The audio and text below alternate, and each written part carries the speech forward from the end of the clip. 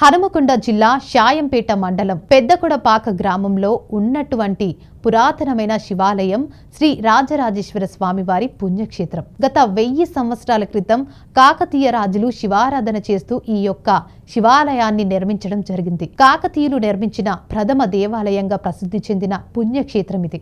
ఇక్కడ శివలింగంపై సూర్యుని కిరణాలు పడటం జరజ్యోతిలింగం అని పిలవడం జరుగుతోంది. అభిషేకం చేసే సమయంలో లింగంపై సూర్యకిరణాలు పడుతూ ఉంటాయి. సంతానం పెళ్లి కాని వారికి, ఏ ఇతర దోషాలు ఉన్నవారికి ఇక్కడ స్వామివారిని దర్శించుకున్నట్లయితే వారి యొక్క కోరికలు తీరుతాయని ప్రగాఢమైన నమ్మకం ప్రజల్లో ఉంది. ప్రతి ఏటా శివరాత్రి రోజుట అగ్నిగుండాలు నిర్వహిస్తారు. ఈ అగ్నిగుండంలో గ్రామంలో ఉన్న ప్రజలు పాల్గొంటారు. భక్తులందరికీ శ్రీ రాజరాజేశ్వర స్వామి దేవస్థానం ఇది.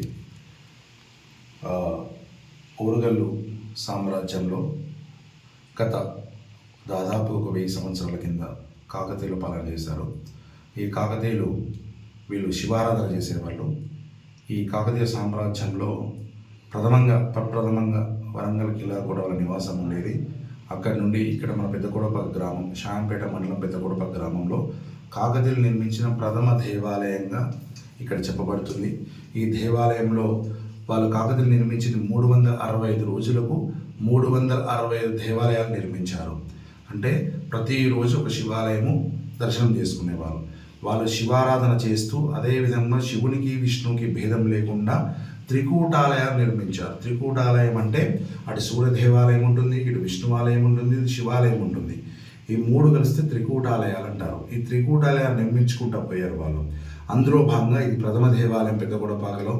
ఇది జలజ్యోతిర్లింగంగా పిలువబడుతుంది. ఉదయం సూర్యుని కిరణాలు పడుతూ ఉంటే, మేము అభిషేకం చేస్తూ ఉంటే లింగం మీద కిరణాలు పడుతూ ఉంటాయి. దీన్ని జలజ్యోతిర్లింగంగా పిలువబడుతుంది. ఇక్కడ ప్రత్యేకంగా ఏంది అంటే, మనము సంతానం కోసము, తర్వాత పెళ్లి కాని వారికి, చాలా కుజదోషాలు ఉన్న వారికి, కాసర్ప దోషాలు ఉన్న వారికి, నవనాగ దోషాలు ఉన్న వారికి ప్రత్యేకంగా పూజలు చేస్తాం ఇక్కడ.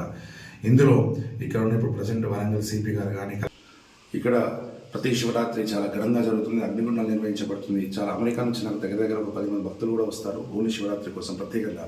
ఎందుకంటే ఈ శివుడు అంత పవర్ఫుల్ అని చెప్పి అందరి నమ్మకం. ఇక్కడ చాలా ప్రాముఖ్యత ఇది. ఇక్కడ ఏంటంటే నవనాగ దేవత పూజలు చేస్తాం మనం ప్రత్యేకంగా. ఇక్కడ ప్రతి పౌర్ణమికి, ప్రతి అమావాస్యకి ఇక్కడ పెద్ద దేవనాగు ఉంటుంది. దేవనాగు వచ్చి శివుని దగ్గరికి వచ్చి సన్నిధికి వచ్చి రాత్రి పూట నిద్ర చేసి పొద్దున పోతుంది. అట్లా నాగుల పంచమి రోజు కూడా ఆల్రెడీ నాగదర్శనం చాలామంది భక్తులకు, మహిళలకు జరిగింది. ఇక్కడ డైరెక్ట్ పుట్టలో పాము రావడం, పాలు తాగడం చాలా ప్రత్యేకత. ఇక్కడ కార్తీక పౌర్ణమి మనం శివలింగం చేస్తూ ఉంటాం. చాలా బొగ్గుతోటి దీపాలు పెట్టిస్తూ ఉంటాం కార్తీక పౌర్ణమికి. కార్తీక పౌర్ణమి ప్రత్యేకత ఏంటంటే ఇక్కడ శివాలయంకు పెళ్లి కాని వాళ్ళు చాలామంది వస్తూ ఉంటారు. ఇక్కడ దీపాలు ముట్టించి ఇక్కడ పడుకొని నిద్ర చేసి పొద్దున పోతూ ఉంటారు కార్తీక పౌర్ణమికి. అట్లా దాదాపుగా ఇప్పుడు నేను చేసినప్పటి నుంచి దాదాపుగా ఒక 100 నుంచి 150 మందికి పెళ్లిళ్ళు కూడా జరిగాయి ఇక్కడ మా దగ్గర. ప్రత్యేకత కరోనా టైంలో ఒక దగ్గర అభిషేకం చేస్తాం. అంటే చక్కెరపిండితో అభిషేకం ఉంటుంది. చాలా ప్రత్యేకత. ఆరోగ్య సమస్య ఉన్న వాళ్ళు ఈ పాశుపత అభిషేకం చేసుకుంటారు. కళ్యాణం కాని వాళ్ళు, సంతానం కాని వాళ్ళు నవనాగ పూజ చేయడం ఇక్కడ ప్రత్యేకత జరుగుతుంది.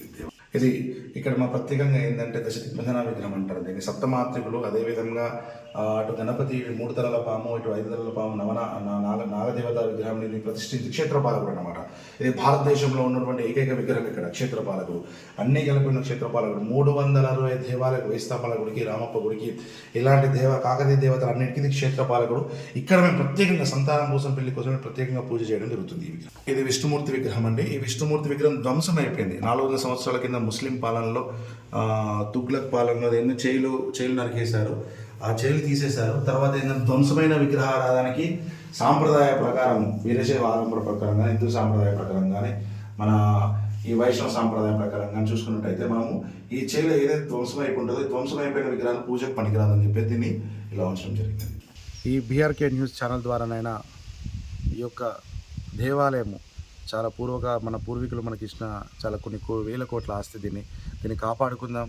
దయచేసి ఇన్ని రోజుల బట్టి ఏ ప్రభుత్వాలు కూడా పట్టించుకోలేదు. ఈ ఉన్న ప్రభుత్వమైనా ఇప్పుడున్న మనకు ప్రత్యేకత ఏంటంటే, మన మినిస్టర్ గారు కుండ సురేఖ గారు ఇంతకుముందు 3 సార్లు ఎమ్మెల్యేగా చేశారు. ఇప్పుడు ఎండోమెంట్ మినిస్టర్ అవ్వడం చాలా మాకు ఆనందదాయకంగా ఉంది. మేడం గారి దృష్టికి వెళ్ళి, బీఆర్కే న్యూస్ ఛానల్ ద్వారా మేడం గారి దృష్టికి వెళ్ళి ఈ యొక్క గుడిని చాలా డెవలప్మెంట్ చేయాలని చెప్పి కోరుకుంటున్నాను.